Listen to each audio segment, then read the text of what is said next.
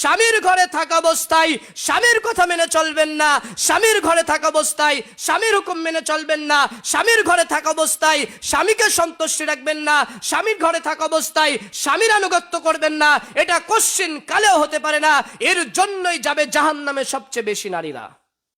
স্বামীর কথা তিতা লাগলেও মিঠা লাগলেও মেনে নিতে হবে, স্বামীর আনুগত্য করতে হবে, এটাই চূড়ান্ত।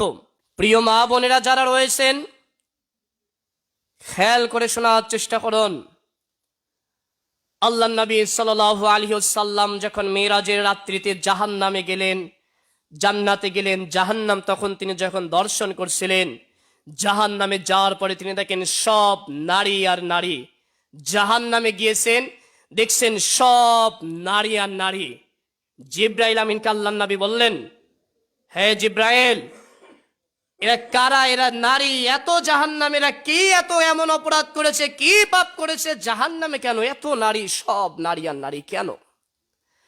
জিব্রাইল আমিন বললেন, হে আল্লাহর নবী সাল্লাল্লাহু আলাইহি ওয়াসাল্লাম, এই সকল ব্যক্তি হচ্ছে দুনিয়াতে যারা স্বামীকে যারা মেনে চলে নাই, স্বামীর যারা আনুগত্য করে নাই, তারা হচ্ছে এই জাহান্নামে।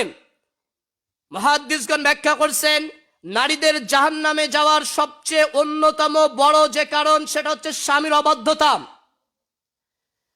মাইকের আওয়াজ যতদূর পর্যন্ত যাচ্ছে, যে সকল মা বোনেরা শুনতে পাচ্ছেন, জাহান্নামের সবচেয়ে বেশি অধিবাসী হবে নারী। নারীরা কেন যাবে জাহান্নামে? যারা স্বামীর কথা মেনে চলে নাই। স্বামীর কথা আপনাকে আমাকে মেনে চলতেই হবে।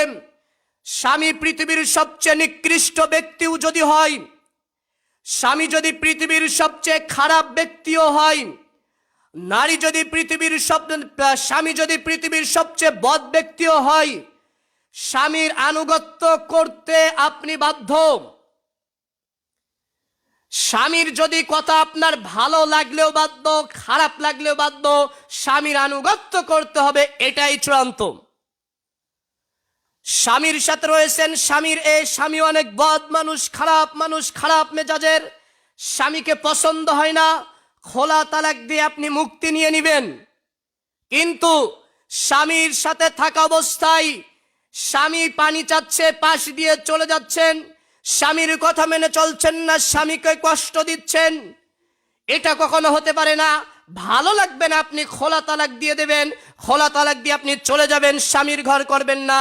কিন্তু স্বামীর ঘরে থাকা অবস্থায় স্বামীর কথা মেনে চলবেন না, স্বামীর ঘরে থাকা অবস্থায় স্বামীর হুকুম মেনে চলবেন না, স্বামীর ঘরে থাকা অবস্থায় স্বামীকে সন্তুষ্টি রাখবেন না, স্বামীর ঘরে থাকা অবস্থায় স্বামীর আনুগত্য করবেন না, এটা কোশ্চিন কালেও হতে পারে না।